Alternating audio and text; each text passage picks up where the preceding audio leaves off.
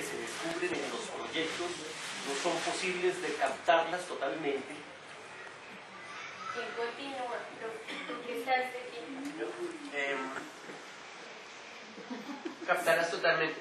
La seducción a la que caemos, perdón, seducción a la que caemos con una facilidad, con suma facilidad, bajo la ilusión de querer encontrar la verdad tras los hechos.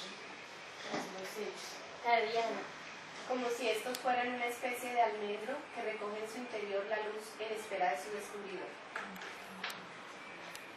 Profe, porque no se trata siquiera de captarla.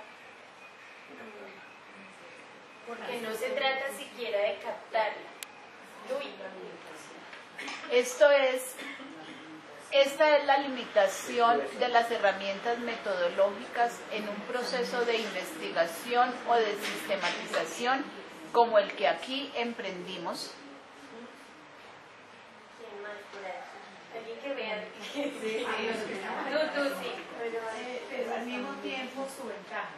No nos promete capturar la totalidad de la realidad, pero sí nos asegura una lectura o unas lecturas de esta realidad. Paula.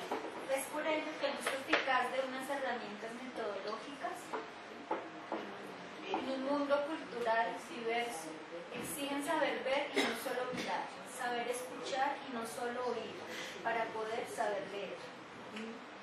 En este ejercicio nos comprometemos con todo nuestro ser, no solo con la razón, también con toda nuestra piel, con toda nuestra emoción.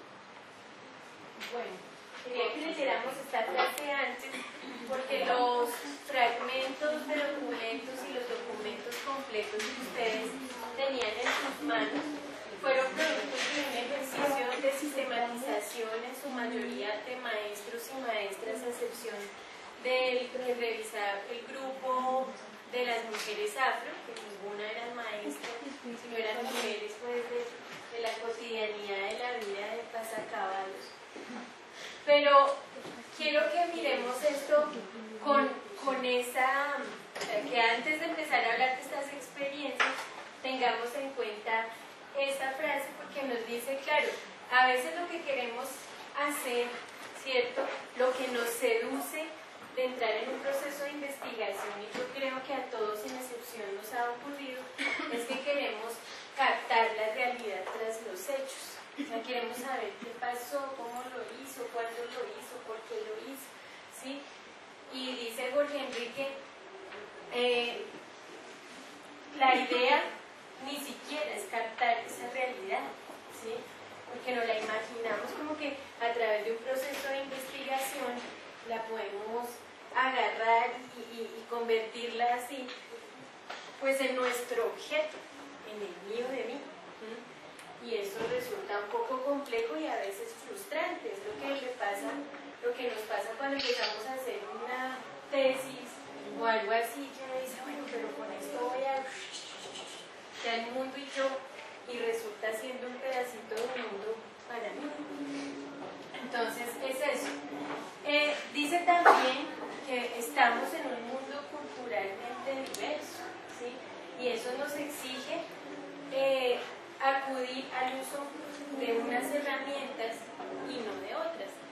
Aquí tuvieron una experiencia de un corregimiento de Plato Magdalena, aquí una experiencia también del Caribe en pasacaballos en unas condiciones muy especiales, aquí una experiencia de un colegio en Bosa, allí una experiencia de Sabana Grande en Barranquilla. Entonces, bueno, nos ubicamos sin querer queriendo en parte del Caribe colombiano y acá en Bogotá, y esos contextos culturales diversos, dice allí Jorge, nos exigen saber ver y no solo mirar. Era lo que yo les hablaba, que uno tiene que sentir con todo, poner a prueba todos sus sentidos cada vez que va a hacer un proceso de sistematización, y yo creo que eso se puso en evidencia en esos documentos que ustedes leyeron, que no solamente hablaban de lo conceptual, sino también de lo espiritual, de lo emocional, bueno, etc.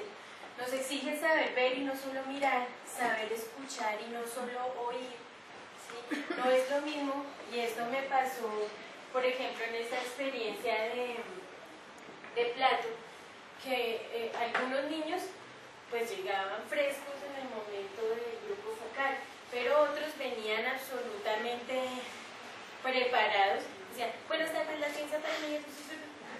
Gracias. No quiero saber.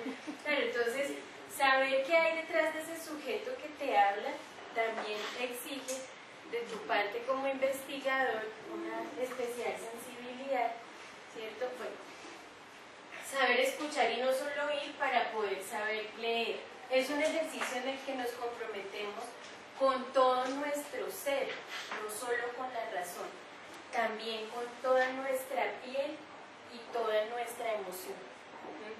A veces nos metemos tantísimo, que incluso uno no puede evitar las lágrimas, uno no puede evitar la rabia, uno no puede evitar la decepción, la frustración, de acercarse, por ejemplo, al Centro Educativo Libertad y ver que después de todo esto tan bonito que cuentan las profes, el colegio cerró porque es que ese salón donde se hacía el centro lúdico se iba a utilizar para, ya me acuerdo, como era centro lúdico, entonces ellos pidieron un material, y como ese material que llega a los colegios se entra con inventario, ¿cierto? Entonces después ya no podían entrar porque no tenían el inventario. ¿Quién tenía la llave? Yo no le abro porque usted no se la descarga el inventario. Y entonces hasta ahí llega el centro lúdico. Esas son las cosas, digamos, con las que humanamente nos enfrentamos. Nadie se hace cargo, nadie quiere responder, entonces usted ha cerrado. Y esas son unas cosas de las ilógicas institucionales que a veces cooptan todo esto. La idea entonces es que teníamos unas preguntas numeradas de la A a la I. Entonces que rápidamente cada grupo pase y ubique sus respuestas a cada una de estas preguntas. Y allí vamos a intentar